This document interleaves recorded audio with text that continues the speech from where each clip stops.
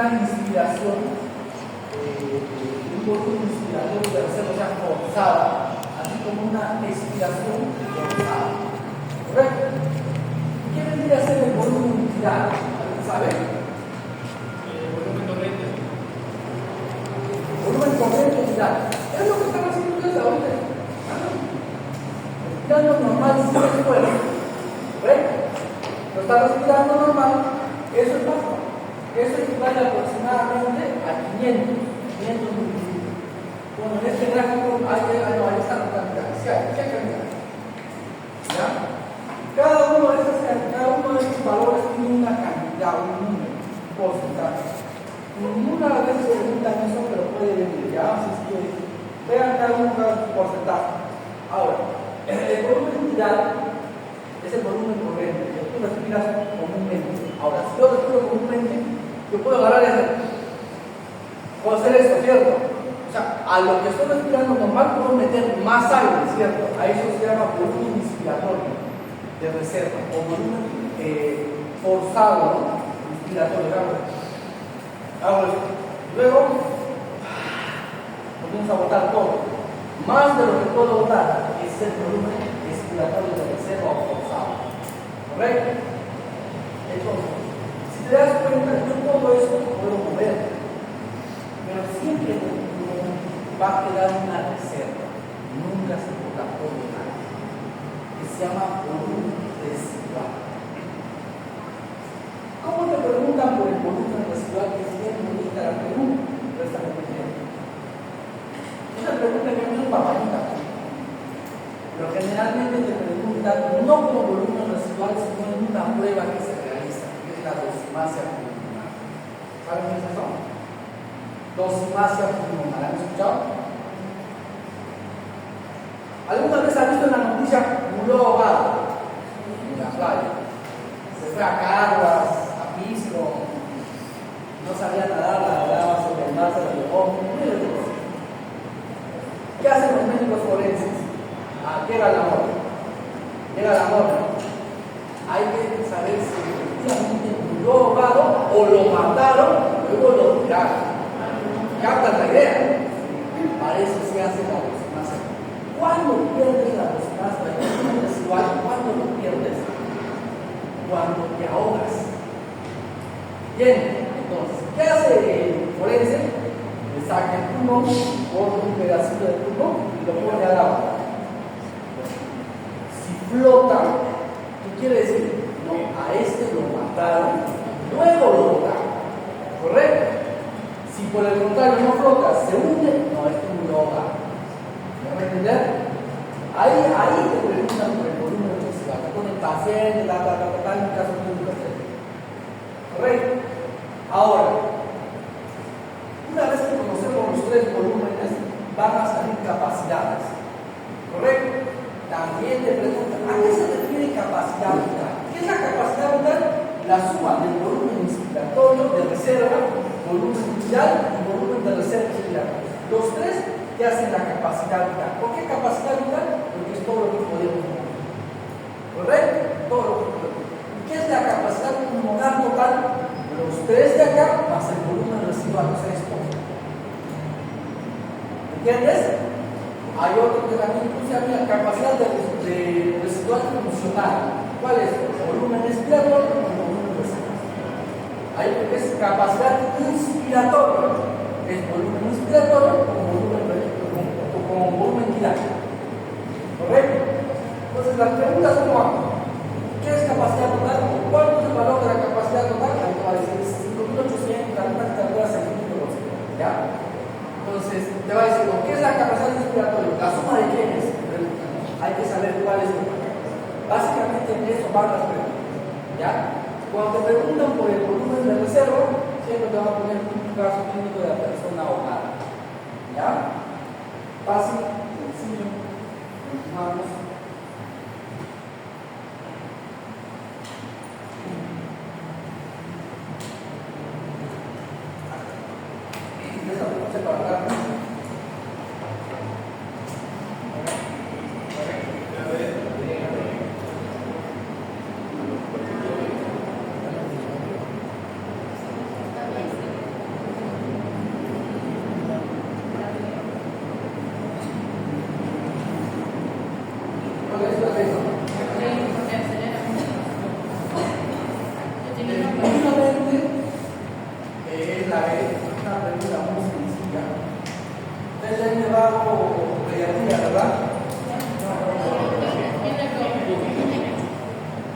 aquí la han llevado, están perdonando.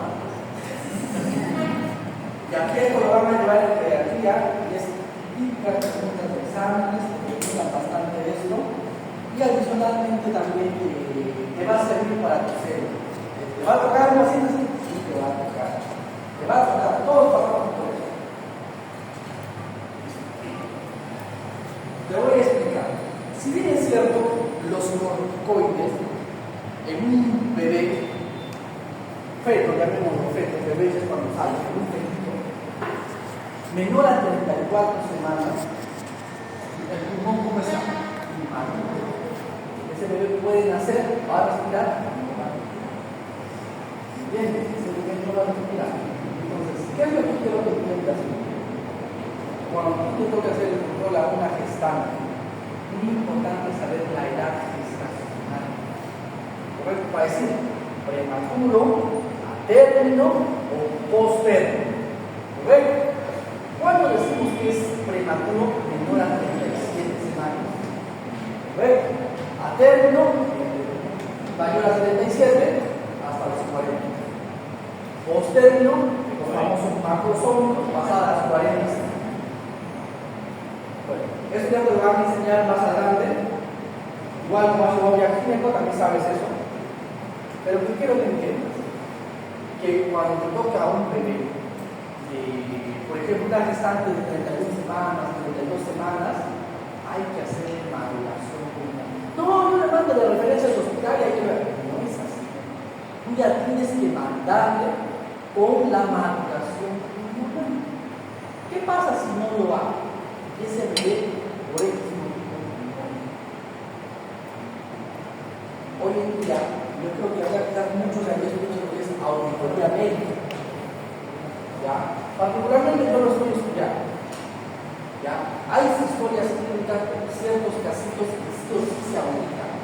Así nadie denuncie, se audita. ¿Qué? Muerte materna, muerte fetal. Eso sí o sí se audita. No importa lo que pasó, no importa. Se audita. Para eso se estudia 8 meses para ser médico auditor, te dan un registro todo. Dígame, doctor, ¿te falta?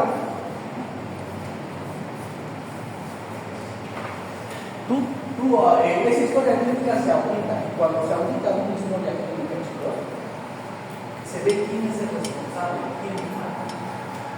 ¿Correcto? Y hay, no es que yo le pongo el número de historia clínica porque me da la gana, y hay reglas. El ministerio establecido reglas. Dígame, doctor. Usted mencionó sobre la gestante de 31 semanas, ¿era la maduración que dijo? Ahorita lo voy a explicar, sobre la maduración pulmonar. Ahorita lo voy a explicar. Entonces, lo que quiero que entiendan es que las historias clínicas se auditan. Como se auditan, si tú hiciste esa maduración pulmonar, probablemente seas responsable. ¿Ya? Y hay que pagar una reparación muy grande, son reparaciones. Por ejemplo, eso me pasó en mi farma, el suelo. Ellos pensaban que iban a pagar millones, son reparaciones millonarias. ¿Entiendes? Son reparaciones millonarias. Aproximadamente de 7 a 10 millones a pagar por el paciente en el farma. ¿Entiendes? Ahora, aquí hay algo muy cierto. Todo lo que es muerte materna y todo lo que es muerte perinatal se va a aumentar. Así que hay que tener bastante cuidado cuando tratamos con gestantes y adultos. Entonces, ¿qué quiero que aprendas con este casito? Es que los corticoides no retrasan, todo lo contrario, aceleran.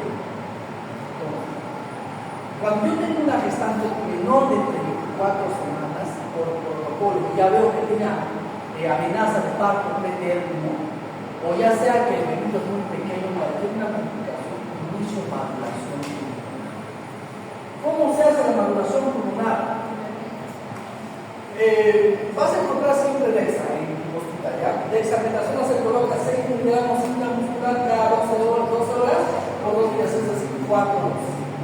Tienes que completar estos 2 días, completas estos 2 días, ya el bebé es funcional. Ya el bebé puede nacer y respirar solo. ¿Correcto? Más rápido es con la beta, que solo son 2 dosis, 12 miligramos intramuscular cada 2 dosis. Pero igual en ambos casos son 2 días. Si hay riesgo de que hay parto pretérmino con un infantino, se hace electrocólisis para evitar de que ¿Por qué autorizamos? ¿Por qué retrasamos? Hasta una hora. Para darle más chances de vida a ese niño. ¿Entiendes? Entonces la pregunta es, ¿los corticoides retrasan o lo contrario? Hacen. Entonces, lo que quiero que entiendas de esa pregunta y quiero que te lo lleves de aquí para toda tu vida, estando menor de 34 semanas, maduro pulmón. ¿Correcto? 35, 36, ya no es prematuro. Si es prematuro, porque ya no se madura. El corte es 34. ¿Estamos claros? ¿Te olvidas, no? Luego no quiero que me auditen ninguna de sus historias ustedes, por favor. A ver, ¿qué dice ahí? Otra pregunta cerrada.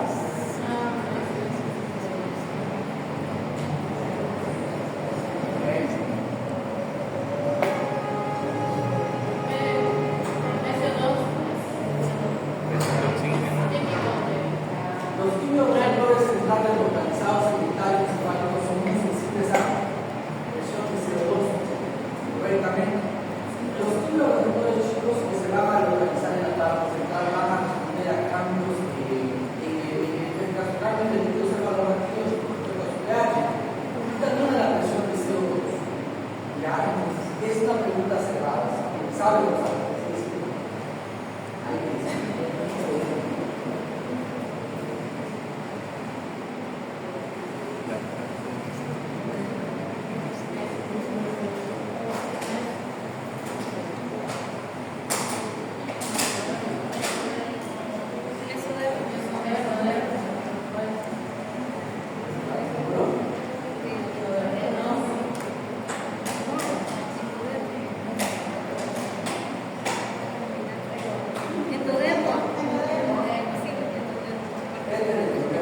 La práctica completa con un empeño sin asociado pseudoestabilidad. En células calciformes. Este epitelio procede en modelo. El epitelio en este caso que va a dar a ese lado de los respiratorios, la inferior, la placa, la posterior, viene únicamente en modelo, que vendría a ser el mismo. Por ahí escuché el mesodermo. Tienes que resolver como será el audio, el cartílago, músculo liso y músculo conjuntivo. No te confundas acá tanto con el epitelio y el músculo liso. El músculo liso es el mesodermo visceral. ¿Correcto? El mesodermo luego lo saco familia y lo meto para las cosas. Como acá ya la pregunta está respondida, para la pregunta.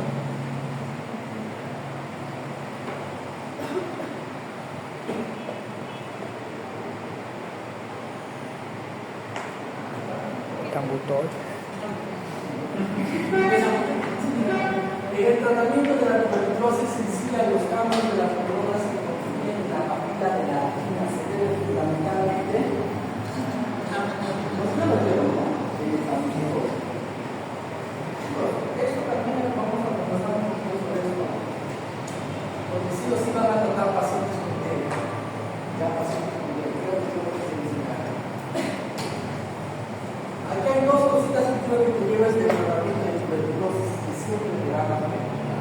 Todas, debes de saberlo, independientemente de la especialidad que tú escojas, tienes que saberlo. Dos cositas, la isomiazida y el etambutol. Bueno, en sí cada uno te va a preguntar, ¿ya? Pero busquemos. Cuando tú tienes un paciente con TB, tú lo vas a tratar. Hay un esquema ya, por 6 meses de tratamiento, una TB6. Pero adicionalmente a los medicamentos como es la isoniazida, el etambutol, la citromina, la campicina y la estreptomicina, generalmente se utilizan los 4 primeros. Ya vienen los medicamentos combinados. En una sola pastilla vienen los 4. Ya vienen así distribuidos el diálogo. Pero hay reglas aquí. Hay controles estrictos. Uno de ellos controles con respecto a la isoniazida. Tienes que saber. ¿Qué tienes que saber de la isoniazida? Es que la isoniazida produce lo que es neuropatía periférica por déficit de B6. ¿Ya? ¿Cómo se llama la vitamina B6? Dioxina, ¿no? Ya, entonces, a tu paciente que le vas a tratar con TB, tienes que darle dioxina, aproximadamente de 25 a 50 digamos, diario, hasta que termine su tratamiento. Es decir, va a tomar sus 4 medicamentos más su medicamento. ¿Por qué? Porque si tú no le das eso, lo que va a hacer es neuropatía periférica.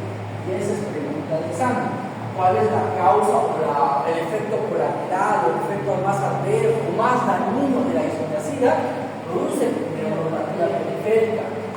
¿Cómo se previene eso? Dando vitamina B6. ¿Correcto? Dando vitamina B6. Ahora, por la rifampicina y la piracinamida, generalmente son hepatotóxicos. Ya no preguntan mucho. Ahora, el ecalmutol produce un cuadro que se llama neuritis óptica. A ese paciente también preguntan bastante sobre la neuritis óptica. Le preguntan, ¿qué paciente o tratamiento con tuberculosis? ¿No? ¿Para qué medicamento está asociado a la neuritis óptica? ¿Cómo es ojos en inglés? Con E, escribe con E, ¿verdad? De ecalmutol. De ojitos. Ojitos en inglés, ¿cómo es? Con E empieza. Esa es la mnemotecnia, aquí está. ¿Ya? Entonces, ¿cuál es el principal efecto adverso de la neuritis? Por eso es que al paciente, en este caso, que le vas a tratar con tuberculosis, siempre hay que preguntar si no está viendo tiene cambio de coloración en la visión, que eso es fundamental. No te puedes. Si bien es cierto, no todos los pacientes, algunos sí te dan la visión, me ha pasado a mí. Terminan haciendo, me ha pasado, terminan haciendo. Te van a decir, no, es que no veo, ya no veo. Y eso es uno de los principales motivos por qué el paciente abandona el tratamiento. Él piensa y dice, lo que yo estoy tomando me está haciendo daño, ya no, por eso es que no lo toma. Entonces, el ecalmutol va a estar asociado mucho a la neuritis óptica. ¿Correcto? Y la isoniazida, no te olvides, a la neuropatía periférica, pero esa sí se puede predecir con T6. Pues no te olvides, también das iridoxina para tu TB y al tratamiento por 6 meses para TB sensible. Bueno, ya. Bueno, ahí hablamos un poquito sobre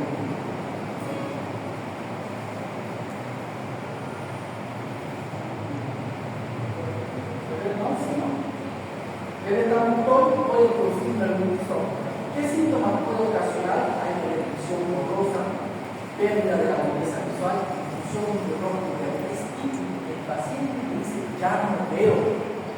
Le va a decir eso. ¿Por qué no quiere verlo? Dice, ya no veo, no veo. Entonces hay que ver y hay que mandar en este caso al paciente a un interconsulta médico. Tal, no tiene que estar bien, hay que ver cuál es el manejo. Bueno, acá dice suspender actividad si hay síntomas visuales, puede ser reversible si se detecta temprano. Es decir, la gran mayoría de pacientes no quiere hacer un cuadro caminado. Generalmente, cuando usted suspende ese ecalmutol, ya veo la paciente, responde mágicamente, algo así. Ya entonces, ¿cuál es el tip? Recuerde que siempre hay que estar preguntando, ¿ya? Y lo que es como respecto a la neuritis se va a preguntar siempre por el campo. Entonces son preguntas clásicas que examen hasta en residencia de abajo, ¿ya? No te olvides, ¿ya? Continuamos.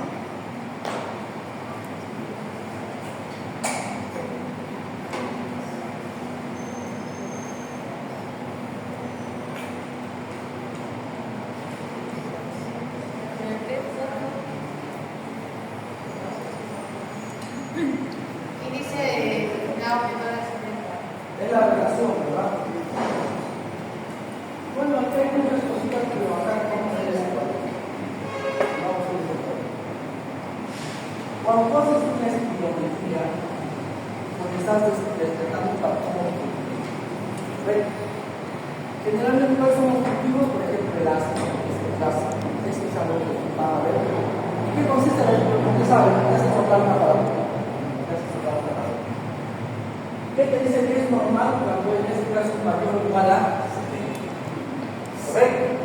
Es patológico, ya no está una función cuando es menor de 70. Ahora, cuando tienes tu espirometría, te van a dar. ¿Correcto? Pero recuerda, con que tú me sepas cuándo es normal y cuándo es patológico, vas a sacar la conclusión. ¿Por qué? Porque es bien difícil que te pregunten, ya va a poner, por ejemplo, patrón cultivo de 50.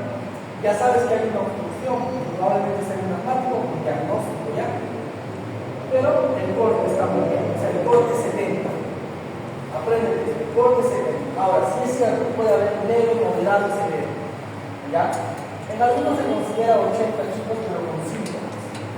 ¿Ya? Pero generalmente de 50, 79, etc. Hay que decir leve, moderado, severo, muy severo. Lo revisas el cuadro. Pero ¿qué quiero que te lleves de este cuadro? Es el corte 70. Menor a 70 hablamos de un patrón objetivo. Generalmente exacto. Cuando te pregunten o te pongan un caso clínico, te van a poner índice o espirometría o la relación, te van a poner. La relación en 60, ya estamos hablando de un asmático, generalmente. ¿Ya? ¿Qué dice ahí?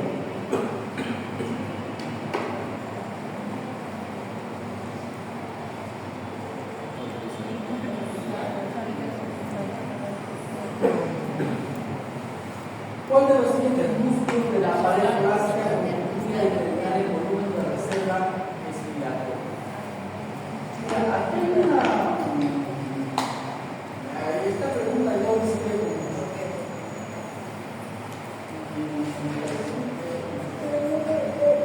¿por qué? Porque hay una temperatura. Siempre se habla, los músculos intercostales externo, interno e interno. Correcto, entonces, ¿cuáles son los respiratorios? ¿Cuáles son los respiratorios? Son preguntas sin base.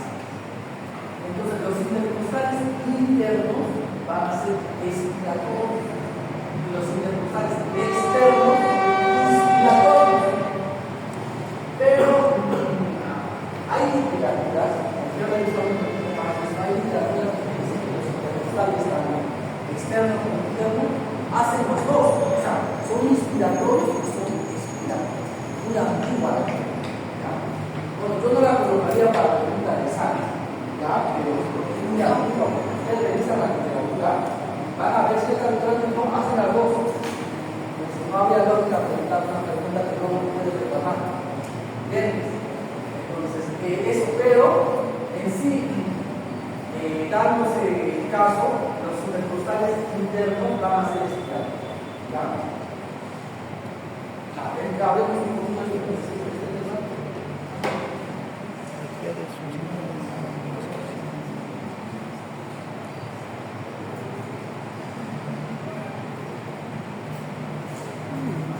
¿Cuál es?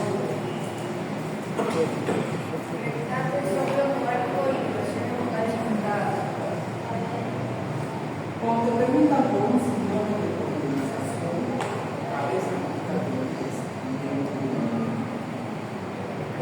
nunca lo olvides. Hay otras cosas que más involucran la polinización, claro que sí, pero generalmente cuando te hablen de un síndrome de polinización te van a preguntar, piensen en eso. Hay más cositas, revísalos, pero si no te da chance, piensen en eso. Cuando te van a preguntar por neumonía, siempre te van a poner esta palabra estrella, levitantes. Levitantes. Tú lees, fiebre, tos, amputación, levitante. En sus cabezas es neumonía, hasta que se muestre lo contrario. ¿Correcto? Entonces, obvio que hay una triada clásica, que es el sopropalpo y vibraciones vocales aumentadas. ¿Ya? Ahora, por eso te pregunta, la triada de un síndrome de polinización, estos tres síndromes patognomónicos te lo van a poner, pero a veces son muy claros que no te lo colocan, ¿ya? Porque a veces lo obvian y a veces sí. El que sí siempre colocan es predicando vibraciones vocales aumentadas. Cuando te quieran preguntar por neumonía, revisen sus preguntas, sus relaciones, siempre van a haber grandes vibraciones vocales cuando quieran preguntar por neumonía. Ahora, hablemos un poquito de la neumonía, creo que más adelante hay un tratamiento, pero más adelante vamos a empezar.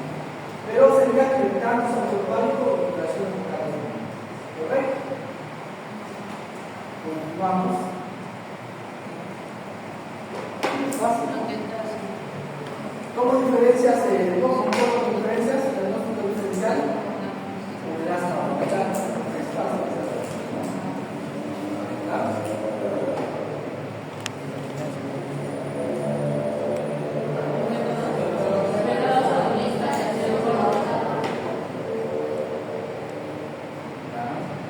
¿Por qué no es reaccionar? Yo sé que la sabe, ya sé. ¿Por qué no puede ser reaccionar?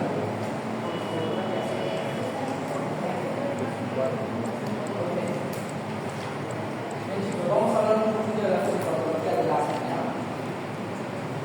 Para que tú tengas asma, tienes que tener dos cosas. El gen es la susceptibilidad genética. ¿Qué quiere decir? En los mejores estudios hoy en día se sabe que existe un gen del asma. No recuerdo el nombre del gen, la verdad se me ha ido, búsquenlo, pero tiene un nombre. Tú heredas ese gen, de papá y de mamá lo heredas. Por ejemplo, si papá sufre de rinitis y de alergias constantes, probablemente ese gen lo pasa a los hijos. ¿Correcto? Entonces, pero no basta solo tener el gen para que yo desencadene asma. O sea, tú puedes tener el gen, puedes hacer asma, como también puedes tener, claro, puede decir como puede tener. ¿De qué depende? De en este caso, que necesitas el gen y necesitas un estímulo. ¿Qué es el estímulo? El medio ambiente. Por ejemplo, está dispuesto a que polvo, correcto, cualquier desencadenante. A veces lo abrimos hasta con chocolates, ¿no? Detergentes, cualquiera, ¿entiendes? Porque ese desencadenante que entra está bien. Por eso tú das tu por eso tú das ceticina, tu clorofenamina. ¿Dónde actúan eso? En la histamina. Fácil, ¿no? En la histamina, ¿qué hace? Evitan la liberación, porque la histamina lo que hace es el ojo, me pica la nariz se me tapó, ¿entiendes? La garganta me pica. ¿Qué produce eso? La histamina. Por eso tú das antihistamínico. ¿Estamos claros? Ya. Cuando fui a dar antihistamínicos, chicos, voy a dar luego de los antihistamínicos, en menores de 2 años no se usan. No, que yo le doy ceticina, levoceticina, desflorada, no se usa. La guía dice bien claro que en menores de 2 años, y ya nosotros empezamos uno, solo se le pone ahorita con sal, que es el nobreverde, no usan muchas cosas, correcto, no se usa. Menos la clorofenamina. En ese caso sería el niño bebé. Claro, es agua con sal, lo vuelves. El mojito es normal, se les explica eso a las mamitas, se les explica. Ahora, menos la clorofenamina. La clorofenamina, a diferencia de todos los antihistamínicos, que se atraviesa barrera hematoencefálica. Por eso produce sueño. Me he tomado un panadol nunca. Les voy a explicar por qué. Por clorofenamina que atraviesa tu barrera hematoencefálica y produce sedación y sueño. Si no quisieras un antihistamínico que no te produzca sueño, vas a la ceticina, levoceticina, o loratadina, desloratadina, segunda y tercera clase. Hay cuartas, una fexofenadina, si no quieren. Entonces, básicamente, tú tienes histamina y una susceptibilidad. Esos dos componentes, si tú sabes que para tener asma, tienes que tener la susceptibilidad genética, ese que tiene su nombre, un estudio, no me acuerdo, y la histamina, que es el desencadenante, sabe que el cañón del asma. Así se desencadena el asma. Ahora, yo te pregunto acá, tú me dijiste, ves de 2 a 1 de lesión por ¿cuál es el salbutamol? El salbutamol actúa en un promedio de 4 horas, y luego se va a efecto, por eso se llama de acción corta. Pero comienza a actuar inmediato, a los 20 minutos más ya van a actuar. ¿Correcto? Pero su efecto solo dura 4 horas y luego desaparece. ¿Cuál es el tratamiento del asma? ¿Salbutamol? ¿Cuál es el tratamiento del asma? ¿Cómo? ¿Qué miedo? ¿Sí?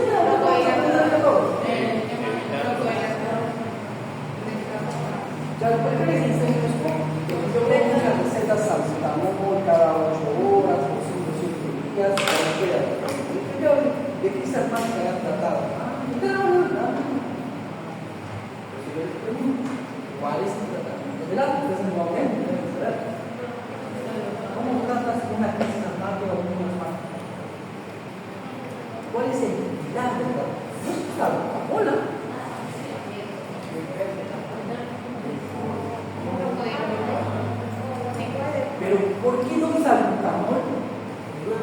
O a veces damos con salbutamol. Depende de dónde esté. Si tenemos alveolos, hay niveles, severo, moderado, independientemente de eso. Lo que yo quiero que tú te lleves hoy día es que el tratamiento del asma no es un salbutamol, no es un beta-2 agonista de acción corta del asma, no tiene nada que ver eso.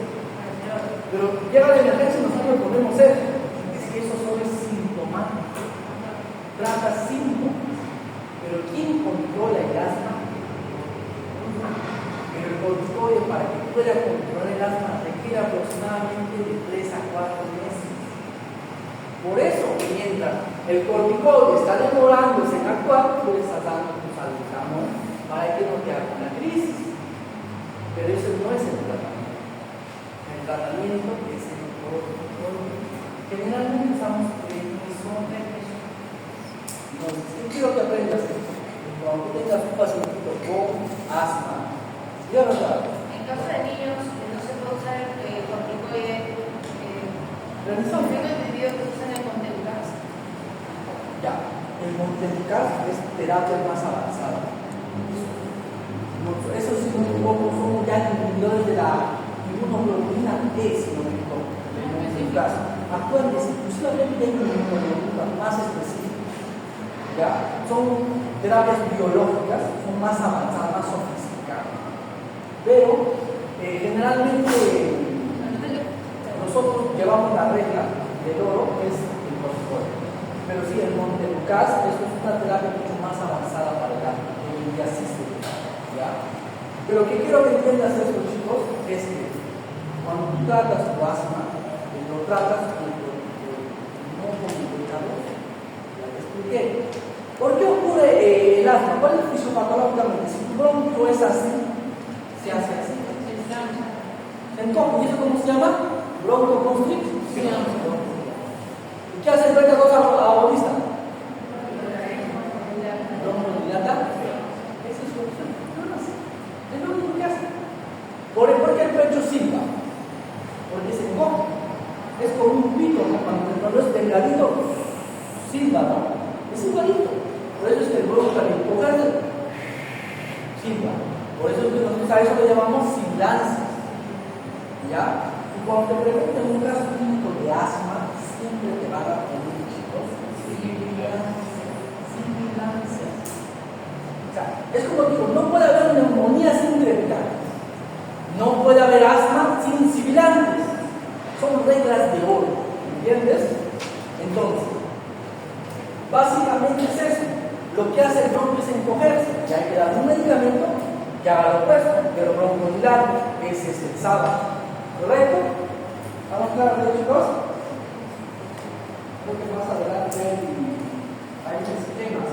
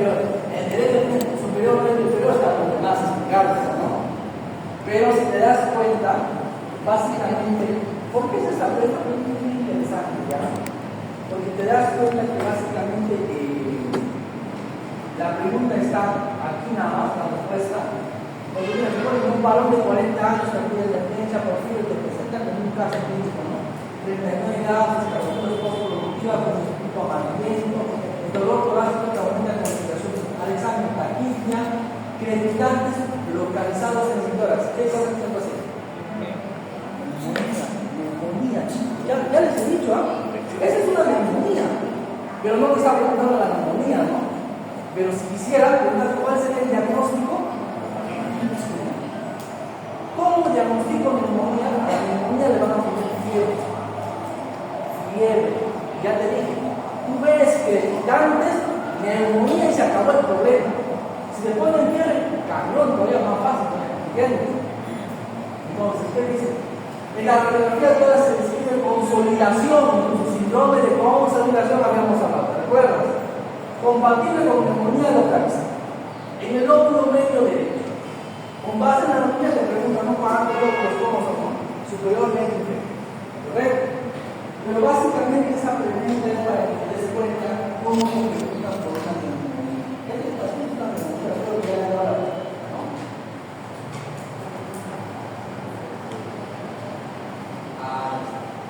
Pero esa pregunta te va a servir también para enfocar en nada más.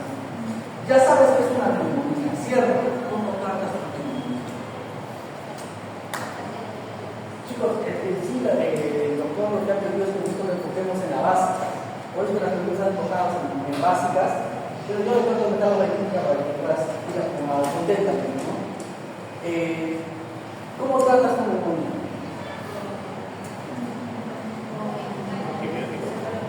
¿Han escuchado sobre la escala Q65? Busquen la Q65.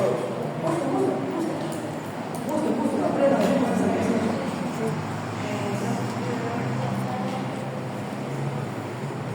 Busquen Q65. C-U-R-B. ¿Correcto? La C es confusión, neumonía, respiración, presión.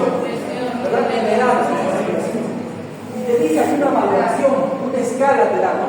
Mayor de cuánto, te dice de 0 a 1 punto ambulatorio, mayor a 2 puntos, te dice hospitalización, mayor a 3 puntos, tú sí creo que te dice, ¿verdad?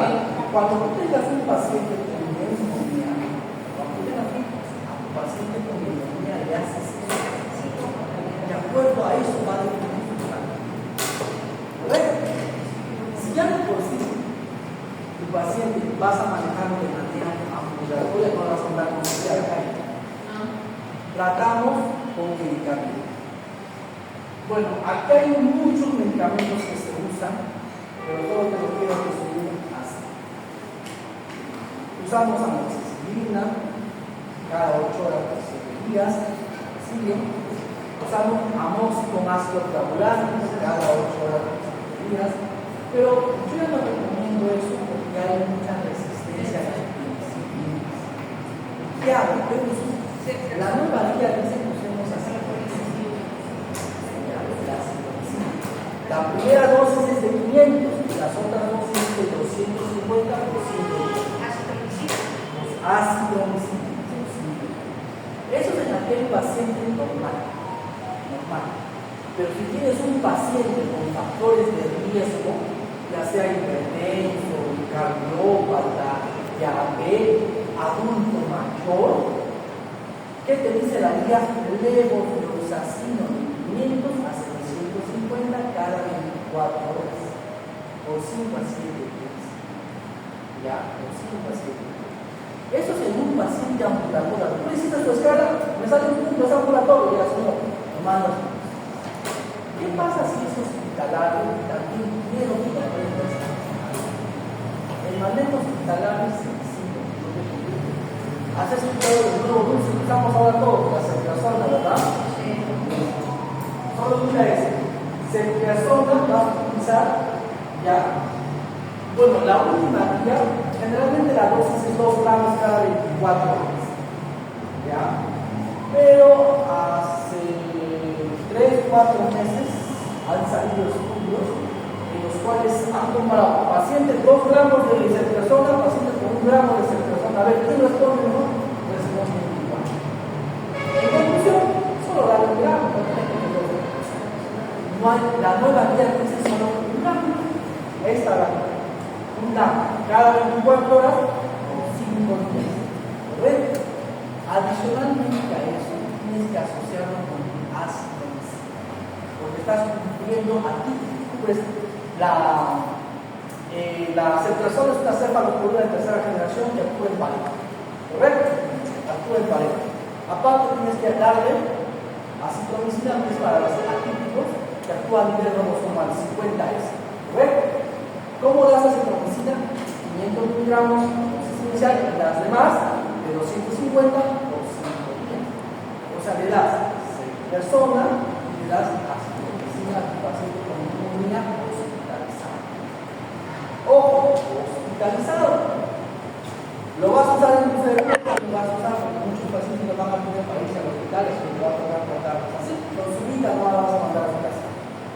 ¿entiendes? Pero ya sabes tratar. ¿Por qué les enseño esto? Porque muchos no saben tratar con el movimiento y ese paciente se estaría falleciendo o tendría una emergencia acá. ¿Correcto? Cuando nosotros conociéramos bien cómo tratarlo, evitaríamos muchas cosas. ¿Correcto? Ahora, ¿qué más? Estos esquemas de acá ya son más avanzados, puedes leerlos si quieres, si te interesa un poquito más, pero básicamente así tratamos la neumonía, pero aplicamos escala. Si te das cuenta en esa escala, en el segundo valor te pide uña, ¿verdad? Si no tienes uña, ¿qué haces? Ya, hay una escala que se adaptó a Perú, a la realidad de Perú, y ya le quitaron uña. Es Muria, igual, CRP, 65 más ya, nivel Perú. Entonces, hay un solo valor a confusión, respiración, presión y edad, y ahí te dan un puntaje cómo tratar cada uno. Eso tienes que aprenderte porque eso te va a hacer. Eso es nivel Perú. ¿Entiendes? La realidad de Perú. Búsquenos, ¿qué está? Búsquenos, porque esa es lo que está ahí. Sin duda está, búsquenos. Entonces, eso tienes que aplicar a todo paciente con neumonía, no te olvides. ¿Ya? Bueno.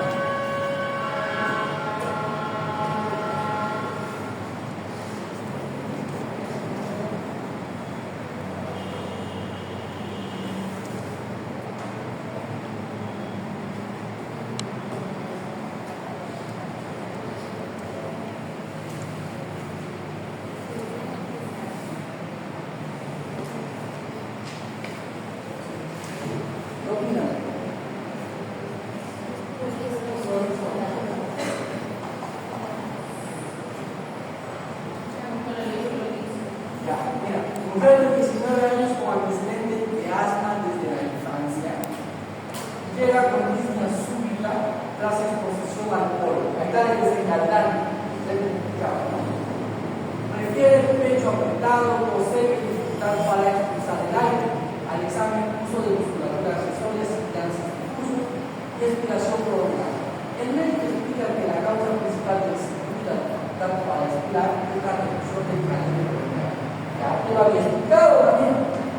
Por contracción de una estructura del árbol respiratorio. ¿Qué estructura es contrae directamente? ¿Qué es lo que se contrae? No se va a contraer el intento. El músculo isquio-bronquial es el que se va a contraer. Y al contraerse produce la sibilancia. ¿Ya? No sé si acá. Pues acá. Vamos a hablar sobre esto. También pregunta bastante, ¿ya?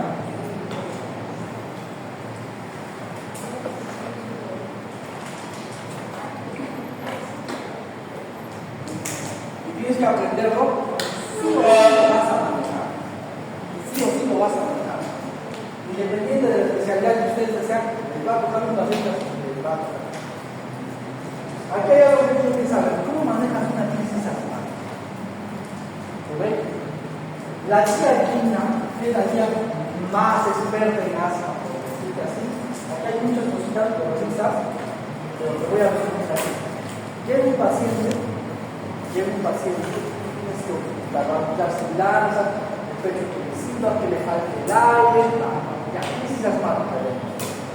¿Cómo está? La crisis asmática se trata de muy sencillo. Acá está diciendo, sábado, salbutamol. ¿Cómo vas a dar salbutamol? De 4 a 10 minutos cada 20 minutos por 3 rondas. Lo voy a explicar. Viene, le indicas salbutamol, generalmente indicamos 6 minutos. Con la aerocámara. Vale, no, la aerocámara. Le indicas 6 minutos, le aplicas 6 minutos, repites en 20 minutos. 6 minutos en 20 minutos. 3 rondas en casa. ¿Correcto? Acá dice 3 dosis, 3 rondas cada 20 minutos. Adicionalmente a esto, tienes que dar corticoides. Puedes darle prednisolona, y aquí la recomienda darle prednisolona, pero a veces no encontramos solo prednisolona. Pero igual la tienes las dosis. Le das eso. Yo he visto que hay ampolíticas, ponen esto. Ya mira, esa es una trampa, ¿ya? La DEXA dosis de ese es 0.03. No, 0.03 por kilo de peso. Esa es la dosis de dexametasona. ¿Cuánto ves el niño? 0.03, eso le dexametasona. Dosis máxima de esa, 12 miligramos.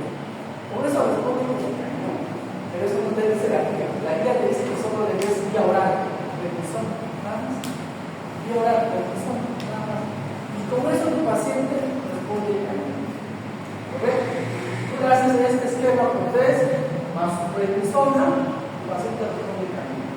Ese es su trabajo. Respondes a la escuela y se va. Cuando se va a casa, tú mandas un protocolo. Ya sabes por qué. Porque saludamos o es sintomático. Pero ¿quién le va a controlar? Es el corticoide. Por eso es que acá el pilar le pone el corticoide sistémico temprano. Es acá el prednisona. Ahora, a este paciente de todas maneras no se necesita para una evaluación. Pero básicamente lo que quiero que aprendas de este cuadrito es los PUF, la frecuencia de PUF y la dosis de la prednisona. Correcto, con esas dos te van a hacer sí o sí te van a hacer.